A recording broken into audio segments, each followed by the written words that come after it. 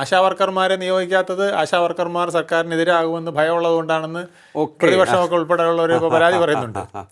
ഇവർക്കാകുമ്പോൾ എല്ലാ വീടും അറിയാം. എന്തായാലും ഇവരും കൂടെ സപ്പോർട്ട് ഇല്ലാതെ ഇത് നടക്കില്ല. കാരണം ലോക്കൽ ബേസ് വളരെ പ്രധാനപ്പെട്ട. ഇപ്പം നമ്മൾ പറയുമ്പോൾ പറയാം 1800 വീടേ ഉള്ളൂ, അല്ലെങ്കിൽ 1300 വീടേ ഉള്ളെന്ന് പറയും. ഈ 1300 വീട് എവിടെയാണെന്ന് കണ്ടുപിടിക്കാൻ പറ്റുന്നില്ല. CPM-കാരിൽ ഞാൻ ചിലരോട് ചോദിച്ചപ്പോൾ അവർ പറഞ്ഞത് ഇത് കോൺഗ്രസ്സുകാർ തന്നെയാണ് ഈ സീക്രട്ട് പറഞ്ഞു കൊടുത്തത്.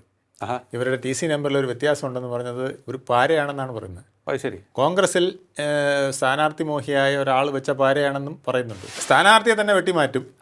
അപ്പോൾ പിന്നെ സാധാരണ വോട്ട് വെട്ടിമാറ്റുന്നതിന് എന്ത് എളുപ്പമാണ്. അപ്പോൾ വെട്ടുമാറ്റുകയും എന്നിട്ട് തനിക്ക് ആവശ്യമുള്ളവരെ കൂട്ടിച്ചേർക്കുകയും ചെയ്യുന്ന രാഷ്ട്രീയ പ്രക്രിയ അവസാനിപ്പിച്ചാലേ SIR ആവുള്ളൂ.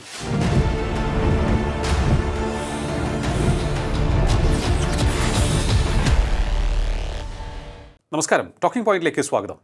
തീവ്ര വോട്ടർ പട്ടിക പരിഷ്കരണത്തിനെതിരെ എന്തുകൊണ്ട് എതിർസ്വരങ്ങൾ ഉയരുന്നു? കേരളത്തിലായാലും മറ്റ് സംസ്ഥാനങ്ങളിലായാലും എന്തുകൊണ്ട് BJP ഇതര പാർട്ടികൾ എതിർപ്പ് ഉന്നയിച്ച് രംഗത്ത് വന്നിരിക്കുന്നു? പ്രത്യേകിച്ച് BJP ഭരണമില്ലാത്ത സംസ്ഥാനങ്ങളിലുള്ള പ്രധാനപ്പെട്ട പാർട്ടികളാണ് ഇതിനെതിരെ രംഗത്ത് വരുന്നത് എന്നുള്ളതാണ് ശ്രദ്ധേയമായിട്ടുള്ള കാര്യം.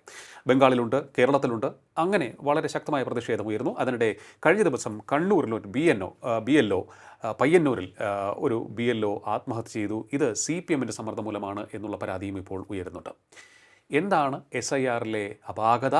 SIR നടക്കാൻ പാടില്ലാത്തതാണോ? എന്തൊക്കെയാണ് ഇതിൻ്റെ വിവിധ വശങ്ങൾ പരിശോധിക്കാൻ നമുക്ക് നമ്മോടൊപ്പം ചേരുകയാണ് രാഷ്ട്രീയ നിരീക്ഷകൻ അഡ്വക്കേറ്റ് വേണുഗോപാൽ MS. നമസ്കാരം സാർ. ടോക്കിംഗ് പോയിന്റിലേക്ക് സ്വാഗതം.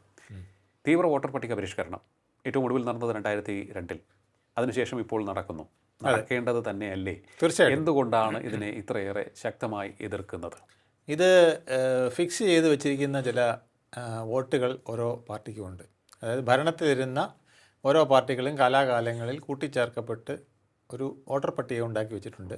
ആ വോട്ടർ പട്ടികയിൽ നിന്ന് പലരും പൊഴിഞ്ഞു പോകുമോ എന്നുള്ളതാണ് ഭരണത്തിലിരിക്കുന്ന പ്രതിപക്ഷത്തിരിക്കുന്ന പലരുടെയും ഭയം. അതായത് ഈ വോട്ടർ പട്ടികയിൽ ഒരു കാരണവശാലും ഇടം നേടാൻ സാധ്യതയില്ലാത്തവരെല്ലാം ആ പട്ടികയിലുണ്ട്. ആ പട്ടികയിൽ മരിച്ചവരെ ഒഴിവാക്കിയിട്ടില്ല, മറ്റു സ്ഥലങ്ങളിലുള്ളവരെ ഒഴിവാക്കിയിട്ടില്ല, മറ്റ് പല സ്ഥലത്ത് വോട്ടർ ഉള്ളവരെ ഒഴിവാക്കിയിട്ടില്ല. അപ്പോൾ അങ്ങനെയുള്ളവർ ഒഴിവാക്കപ്പെടുമോ എന്നുള്ള പേടിയാണോ? ഒഴിവാക്കപ്പെടുമോ എന്നുള്ള ഭയവും പുതിയതായി ചേർക്കപ്പെടുന്നവർ ഒരു പക്ഷേ തങ്ങൾക്ക് അനുകൂലമല്ലാത്തവർ കൂടുതൽ വരികയും ചെയ്യുമെന്നുള്ള ഭയമാണ്. ഓക്കെ. ഇതാണ് ഏറ്റവും വലിയ പ്രശ്നമായിട്ടത്. ഇപ്പോൾ ബീഹാറിൽ SIR പുതുക്കി കഴിഞ്ഞപ്പോൾ BJPക്കുണ്ടായ അതിഭയങ്കരമായ വിജയം പ്രതിപക്ഷത്തെ വല്ലാതെ ഞെട്ടിച്ചിട്ടുണ്ട്.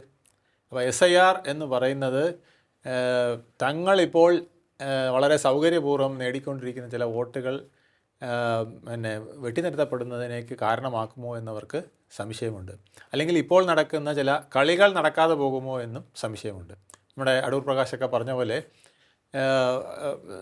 നമ്മൾ നേരത്തെ കേട്ട ആറ്റിങ്ങൽ മണ്ഡലത്തിൽ 1,50,000 അടുപ്പിച്ച് ഡബിൾ വോട്ടുകളും ഇരട്ട വോട്ടുകളൊക്കെ ഉണ്ട്. അതൊക്കെ മാനിപ്പുലേറ്റ് ചെയ്താണ് അവിടെ മാർക്സിസ്റ്റ് പാർട്ടി ജയിച്ചുകൊണ്ടിരുന്നതെന്ന് അടൂർ പ്രകാശ് പരാതി പറഞ്ഞില്ലേ? ഇത് തമിഴ്നാട്ടിലും DMK-യിലും ഇതേ കാര്യങ്ങൾ നടക്കുന്നുണ്ട്.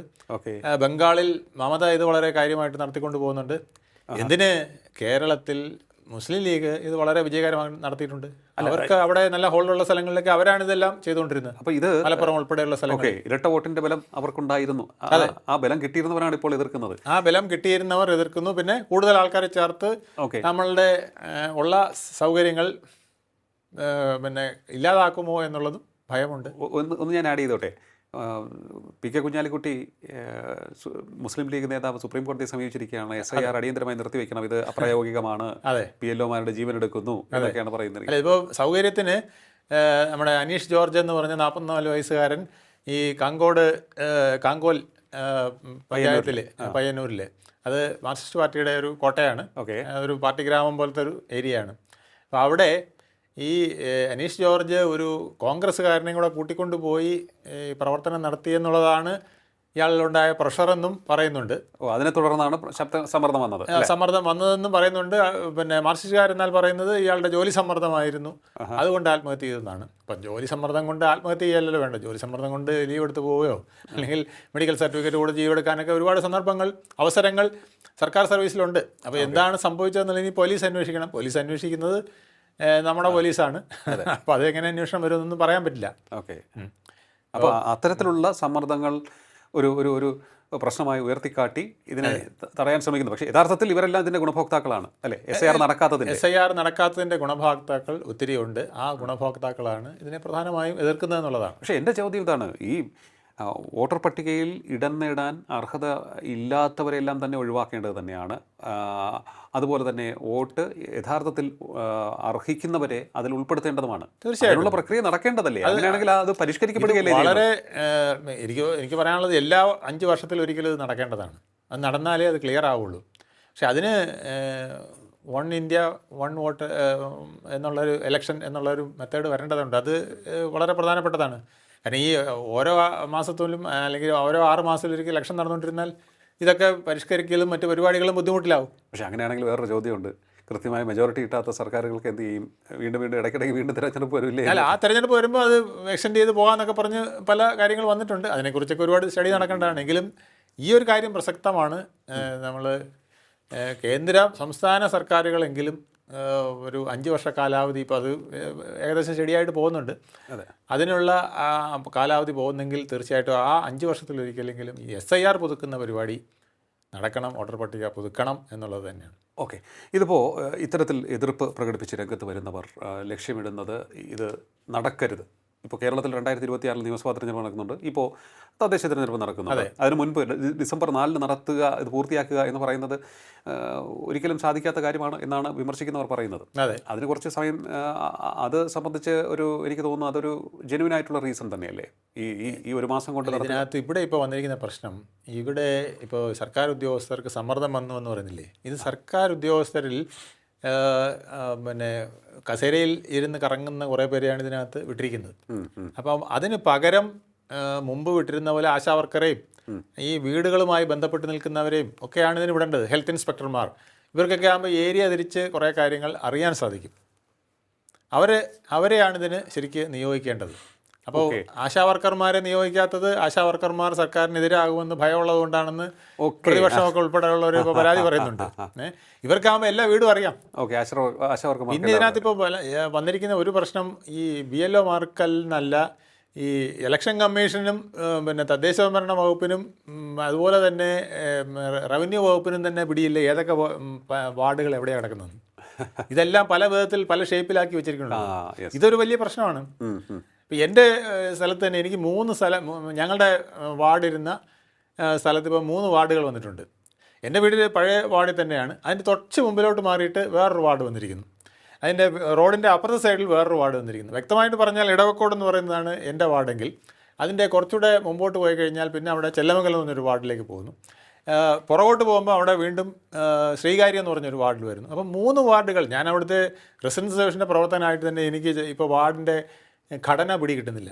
എന്നെ ഒരു BLO വന്ന് സമീപിച്ചു, ഇതൊന്ന് പറഞ്ഞു തരാമെന്ന് ചോദിച്ചു. ഞാൻ പറഞ്ഞു എനിക്ക് ഒരു കാര്യം ചെയ്യാൻ പറ്റുള്ളൂ, ഞങ്ങളുടെ റെസിഡൻസ് അസോസിയേഷൻ്റെ ഡയറക്ടറി തരാം. നമ്മൾ അത് വലിയ സന്തോഷം എന്ന് പറഞ്ഞാൽ അവർ പറഞ്ഞു. എങ്കിൽ പിന്നെ മറ്റൊന്നും കൂടെ തരാൻ പറഞ്ഞ് ഞാൻ മറ്റ് അസോസിയേഷനുകളുടെ ഫോൺ നമ്പരൊക്കെ കൊടുത്ത് അവരുടെ എല്ലാവരും ഡയറക്ടറി വാങ്ങിക്കാൻ പറഞ്ഞു. ഇത് തിരുവനന്തപുരത്തേ ഇത് നടക്കുള്ളൂ. അതെ, ഇത് പിന്നെ കണ്ണൂരൊന്നും ഇത് നടക്കില്ല. എല്ലായിടത്തും റെസിഡൻസ് അസോസിയേഷനൊന്നും ഇല്ല, ഇതുപോലത്തെ ലിസ്റ്റും പട്ടികയൊന്നും ഇല്ല. ഗ്രാമപ്രദേശങ്ങളിൽ ഇത് നടക്കില്ല. അപ്പോൾ അവർ വലിയ പ്രതിസന്ധിയിലാണ്. അവർക്ക് ഇതിനെക്കുറിച്ച് യാതൊരു ധാരണയുമില്ല. എന്നാൽ ഇവർക്ക് ശരിക്കും ചെയ്യേണ്ടത് എന്താ, ഇവർക്കൊരു മാപ്പ് കൊടുക്കണ്ടേ? ഇപ്പോൾ ഒരു വാർഡ് പറയുന്നത്, ആ വാർഡിൻ്റെ ഒരു മാപ്പ് അത് റവന്യൂവിൻ്റെ കയ്യിലില്ല. കാരണം ഇത് ഞാൻ പറഞ്ഞില്ലേ, കോമാങ്ങ ഷേപ്പിലും വെണ്ടയ്ക്ക ഷേപ്പിലും ഒക്കെയാണ് ഇത് ഉണ്ടാക്കി വെച്ചിരിക്കുന്നത്. അതായത് തങ്ങൾക്ക് അനുകൂലമാകുന്ന വിധത്തിൽ വെട്ടി കൂട്ടി ഒക്കെ ഷേപ്പ്ലെസ് ആക്കി വെച്ചിട്ടുണ്ട്. അപ്പോൾ അതുകൊണ്ട് ഞങ്ങളുടെ വാർഡ് തന്നെ ഞാൻ പറഞ്ഞില്ലേ 3 ആയി പോയി. അതായത് ഞങ്ങളെല്ലാവരും ഒറ്റ ഇതായിട്ട് ഒരു വാർഡിലായിരുന്നു, അത് 3 ആയിട്ട് പോയി. അപ്പം പലർക്കും അറിയില്ല ഞാൻ ഏത് വാർഡിലാണെന്ന്. ഇപ്പോഴാണ് ഇലക്ഷൻ എടുത്തപ്പോഴാണ് ഓരോരുത്തർ ചെന്ന് പറയുന്നത്, നിങ്ങൾ പഴയ വാർഡിലല്ല കേട്ടോ, ഇപ്പോൾ പുതിയ ഇന്ന വാർഡിലാണ് എന്ന് പറയുന്ന സാഹചര്യത്തിലേക്ക് വന്നിരിക്കുന്നു. അപ്പോൾ പിന്നെ ഈ പുതിയൊരു BLO വന്നാൽ അവർക്ക് എങ്ങനെയായിട്ട്, BLOമാരെന്ന് പറഞ്ഞാൽ ഇത് സർക്കാർ ഉദ്യോഗസ്ഥർ ഓഫീസിലിരുന്ന് ജോലി ചെയ്യുന്നവർക്ക് ഇത് വെളിയിലിറങ്ങി ഇങ്ങനെ പ്രവർത്തിച്ച് പോലും അവർക്ക് ശീലം കാണില്ല.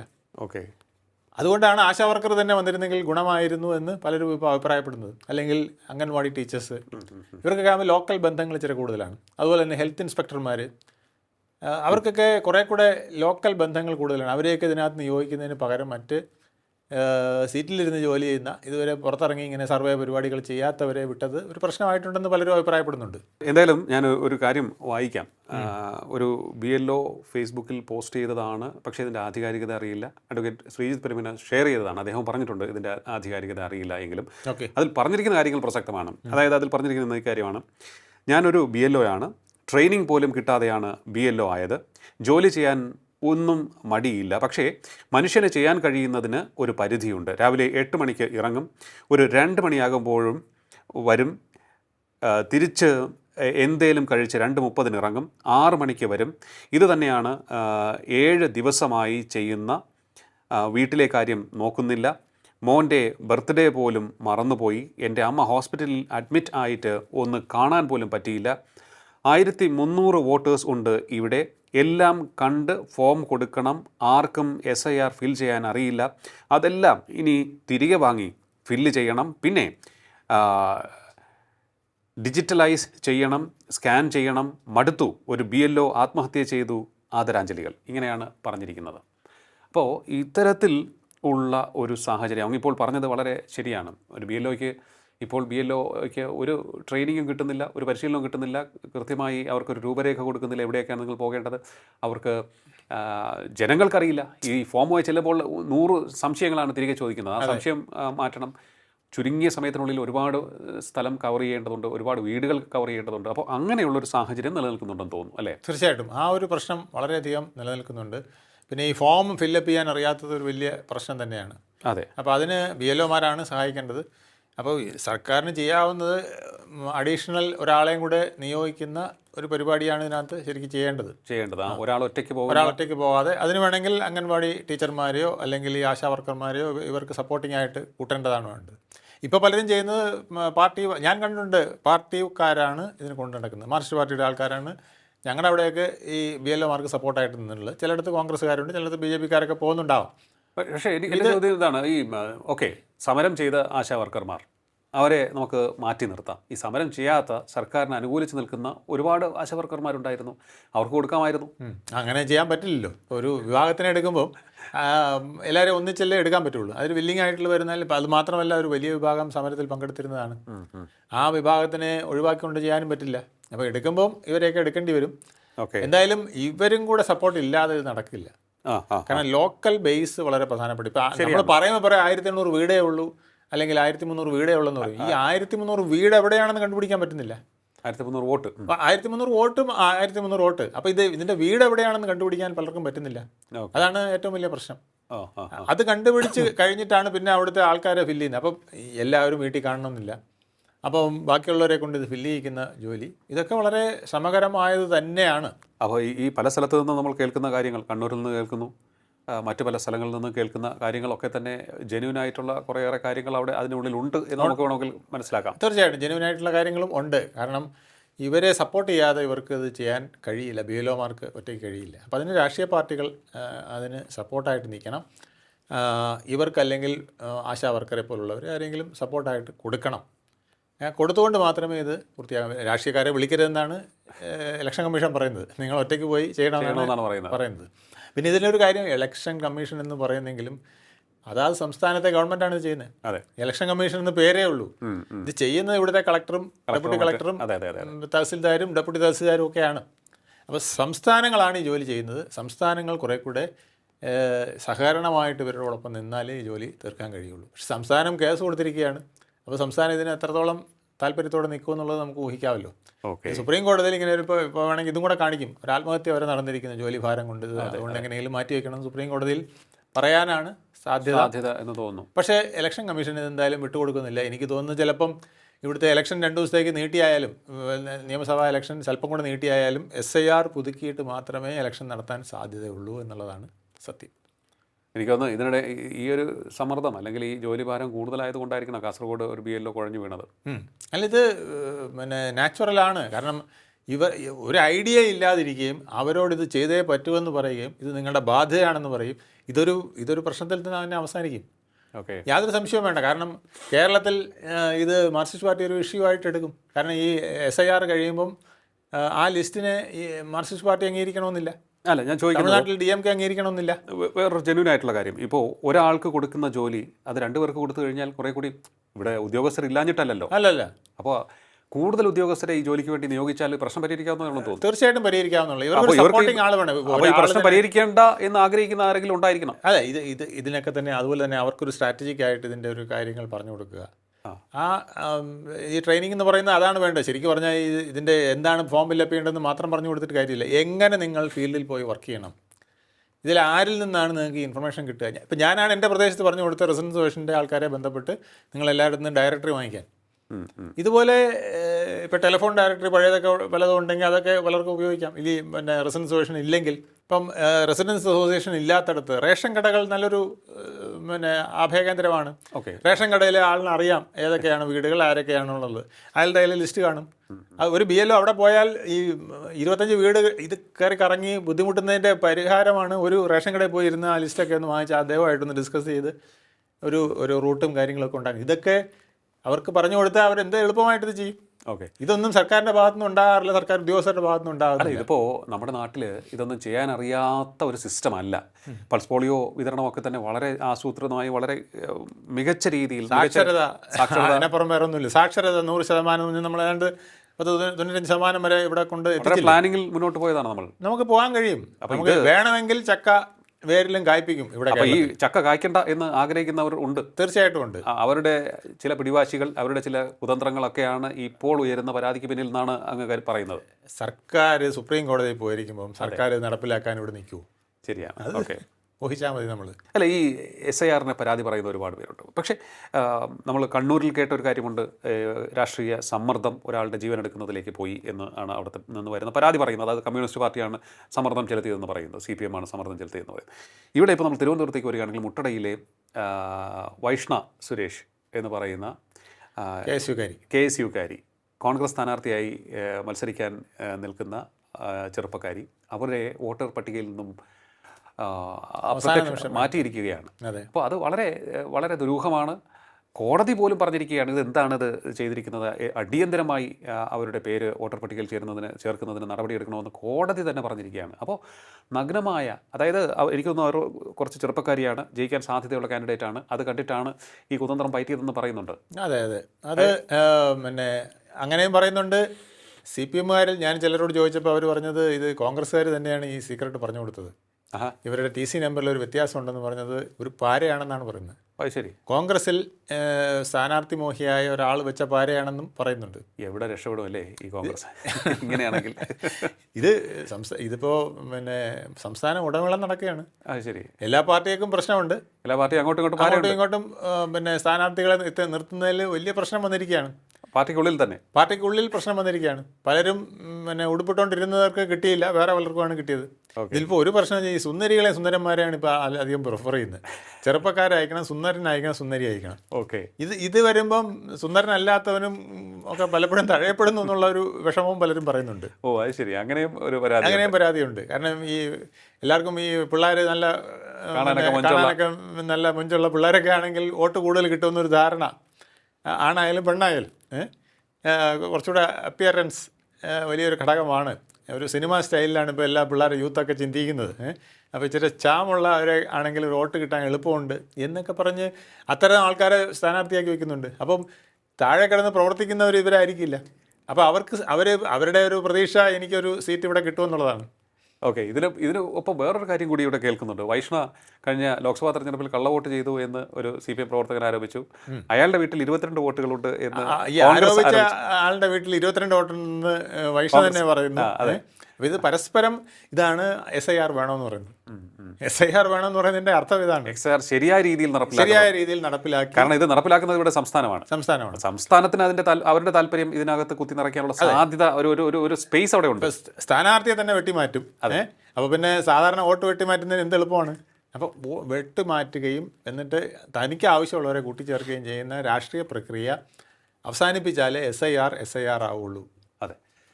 എന്തായാലും തീവ്ര വോട്ടർ പട്ടിക പരിഷ്കരണം നടപ്പാക്കേണ്ടത് തന്നെയാണ്. അത് നടപ്പാക്കുന്ന രീതിയിൽ പരാതി ഉണ്ടെങ്കിൽ അത് പരിഹരിക്കേണ്ടത് തന്നെയാണ്. പക്ഷേ ഈ വോട്ടർ പട്ടിക പരിഷ്കരണത്തിൽ നിന്നും പിന്മാറരുത് തെരഞ്ഞെടുപ്പ് കമ്മീഷൻ എന്നുള്ളതാണ് പറയാനുള്ളത്. കാരണം ഒഴിവാക്കപ്പെടേണ്ട നിരവധി പേരുടെ പേരുകൾ ഈ വോട്ടർ പട്ടികയിൽ ഇപ്പോഴുണ്ട്.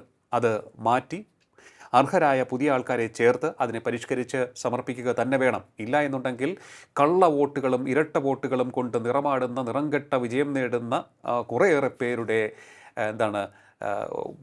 കളമായി മാറും നമ്മുടെ കേരളവും എന്നുള്ളതാണ് പറയാനുള്ളത്. അതിനായി കോടതിയുടെ ഭാഗത്തു നിന്നുള്ള ഇടപെടൽ ചിലപ്പോൾ ആവശ്യമായി വന്നേക്കും.